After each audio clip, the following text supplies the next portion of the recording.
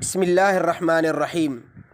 میرے محترم سامعین، آج میں آپ کی خدمت میں پاکستان میں عید الاضحیٰ کی ممکنہ تاریخ ذکر کروں گا کہ عید الاضحیٰ پاکستان میں کس تاریخ کو ہوگی۔ لیکن اس سے پہلے آپ حضرات کی خدمت میں گزارش ہے کہ آپ میرے اسلامی چینل کو ضرور سبسکرائب فرما لیجئے تاکہ آپ تک مستند معلومات پہنچتی رہیں۔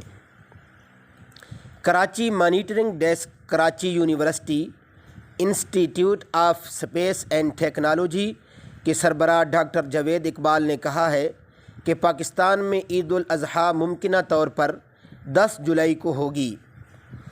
نیوز ویب سائٹ پرو پاکستانی کے مطابق ڈاکٹر جاوید اقبال کا کہنا تھا کہ 29 جون کو اسلامی ماہ کی بھی 29 تاریخ ہوگی اور اس روز ذی الحجہ کا چاند نظر نہیں آئے گا۔ انہوں نے مزید وضاحت کرتے ہوئے کہا کہ 29 تاریخ کو جب سورج غروب ہوگا اس وقت چاند 5 ڈگری سے کم پر ہوگا اور سورج کے غروب ہونے اور چاند کے طلوع ہونے کے درمیان 30 منٹ کا وقت ہوگا، لہذا اس روز چاند کسی طور نظر نہیں آئے گا۔